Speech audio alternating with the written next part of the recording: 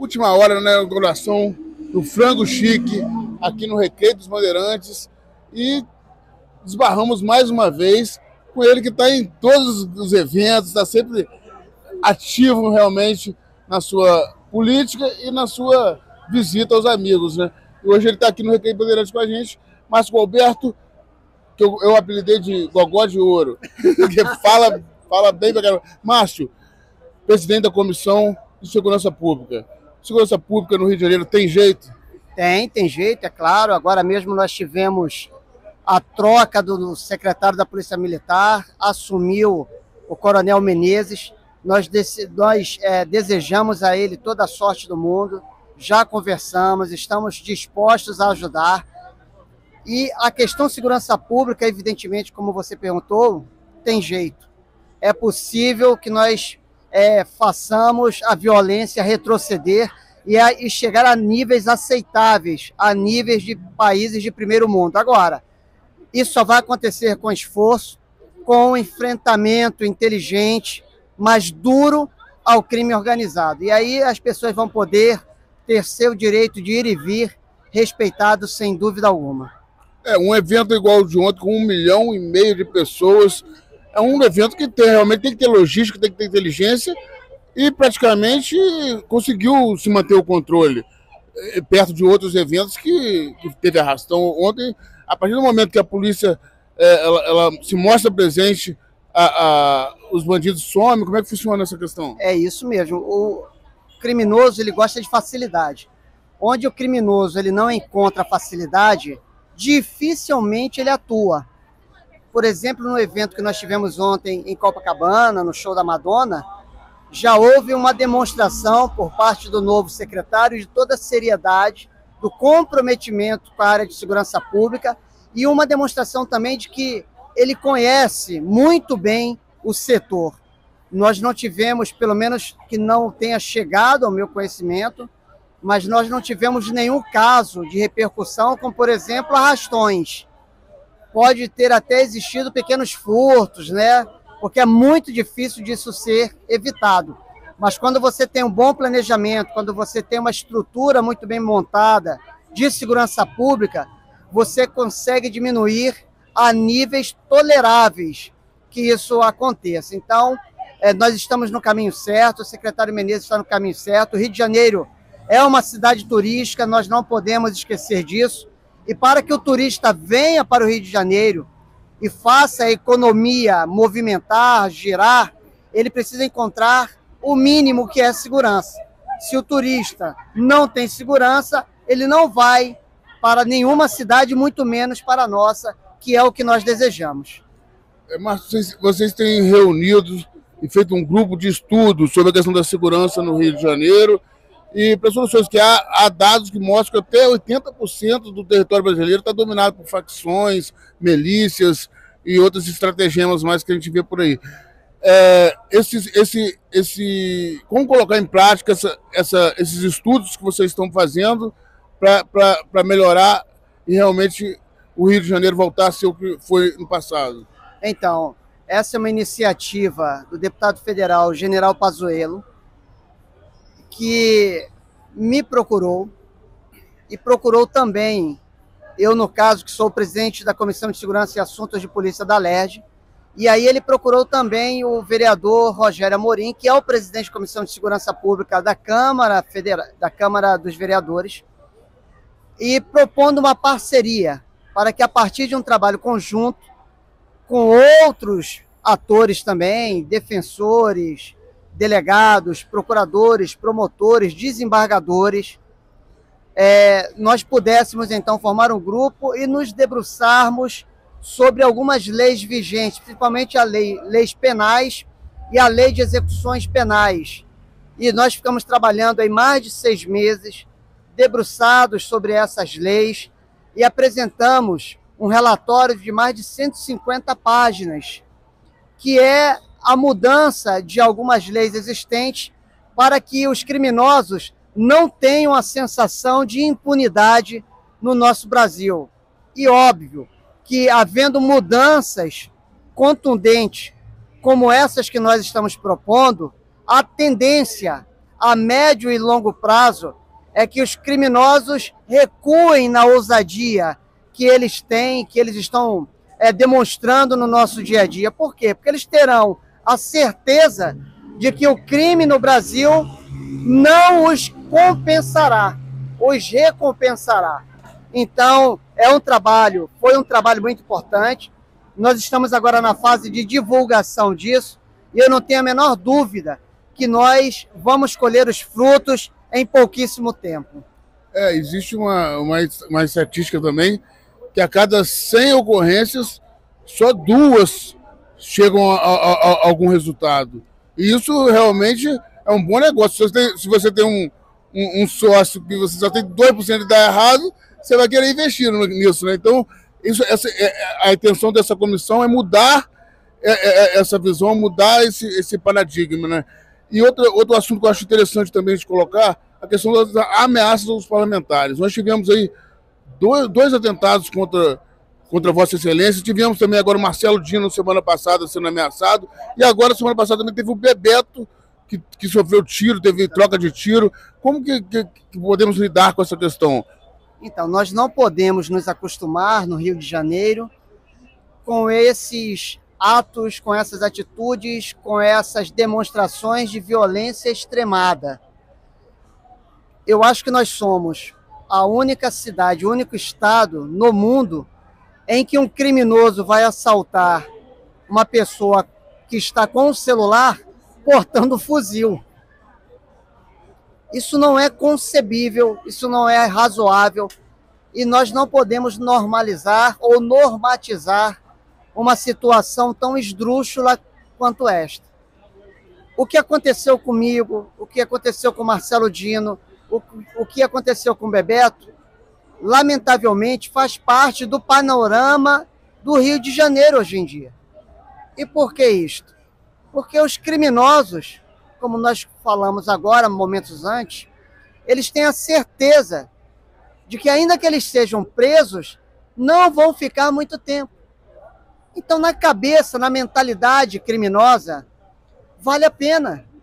Vale a pena você matar, vale a pena estuprar, vale a pena assaltar, vale a pena cometer estelionato. Por quê?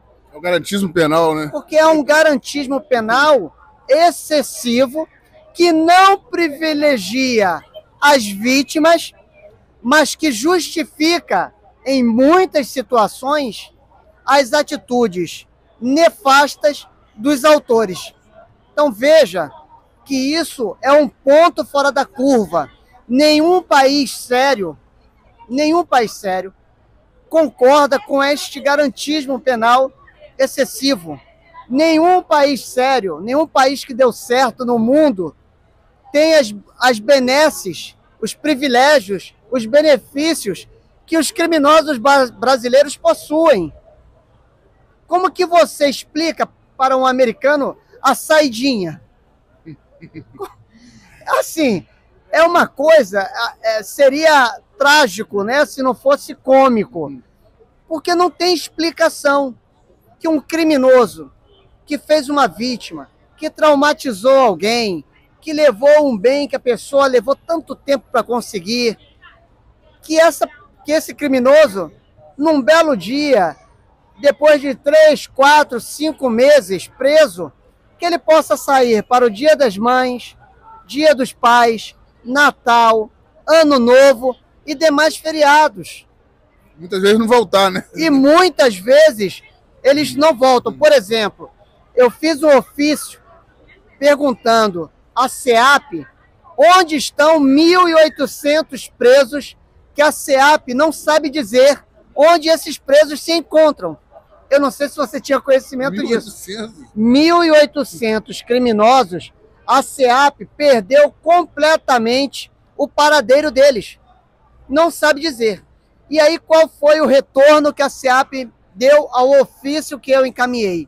Simplesmente que essas informações não podem ser dadas de acordo com uma resolução do Conselho Nacional de Justiça. Se não pode ser dado para você que é parlamentar, imagina para a gente que... Você entende? E é uma informação de interesse público, porque os cidadãos querem saber onde esses presos, ou essas pessoas que deveriam estar presas, se encontram. Pois bem, quando foi hoje ou ontem, o ministro da Justiça tornou agora essas informações em caráter sigiloso.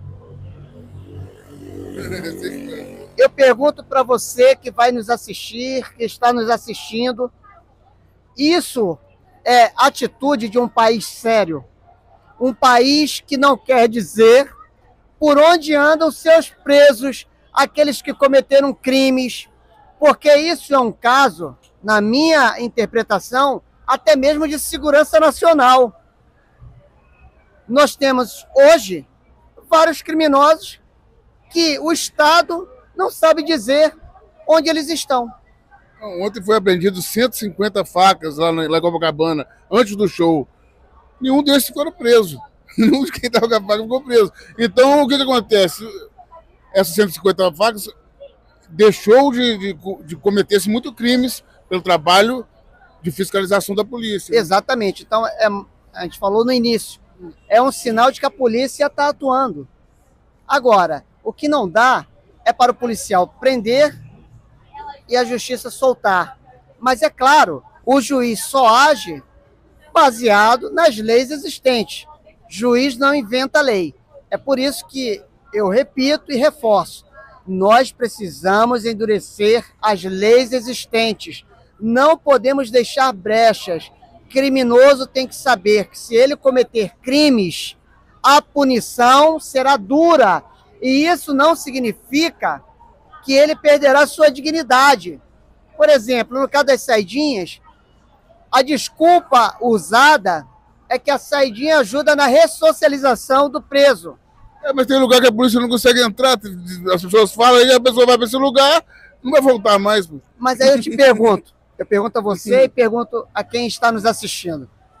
Mas quem disse que não pode haver ressocialização com o criminoso preso? É uma pergunta básica que ainda não foi devidamente respondida. Ele pode ser ressocializado preso. Nós temos que acabar também com a progressão de regime para os presos de altíssima e alta periculosidade. Se o preso for de altíssima ou alta periculosidade, ele não pode ter progressão de regime. Ou seja, pegou 20 anos de cadeia, vai cumprir os 20 anos. Ah, Márcio, mas ele teve e está tendo bom comportamento. Deveria ter bom comportamento antes de ser preso. E se ele está tendo bom comportamento dentro da cadeia, não faz mais do que a sua obrigação. Mas ele, por ter cometido um crime gravíssimo ou grave, não pode ter benefício nenhum. É essa atitude que nós esperamos dos nossos governantes, é essa atitude que nós esperamos do Congresso Nacional, o endurecimento das leis existentes. Muito obrigado, Márcio. Para finalizar, a questão das áreas comandadas por milícia. É verdade que a polícia não consegue entrar em certas áreas ou isso é um mito? Porque a gente conversou com um coronel outro dia, ele falou que isso é um mito, que enquanto ele quer, ele entra. É verdade que existe como ocupar as áreas hoje comandadas por milícia, pelo tráfico, ou você acha que ainda é necessário ter muito avanço ainda para conseguir reconquistar o território dos cariocas? Primeiro é preciso dizer que isso é uma lenda. A polícia do Rio de Janeiro, os policiais do estado do Rio de Janeiro, eles são os melhores policiais do mundo. Eles entram em qualquer área, seja esta área dominada pela milícia ou pelo tráfico, em qualquer dia e em qualquer horário. Entram e saem e cumprem a missão exemplarmente. Esse é o primeiro ponto. Segundo ponto, infelizmente, em decorrência da DPF 635, nós tivemos sim, a partir desta decisão do ministro Edson Fachin, do Supremo Tribunal Federal, um aumento das áreas dominadas pelo Comando Vermelho no estado do Rio de Janeiro. Antes, nós tínhamos 1.413 regiões dominadas por criminosos. 81% dominada por traficantes, 19% por milicianos. Hoje, nós temos 1.700 áreas dominadas por criminosos. Ou seja, é um crescimento extremamente preocupante. Extremamente preocupante. Isso significa, por baixo, mais de 80 mil criminosos. Isso significa, por baixo, mais de 50 mil fuzis nas mãos desses vagabundos.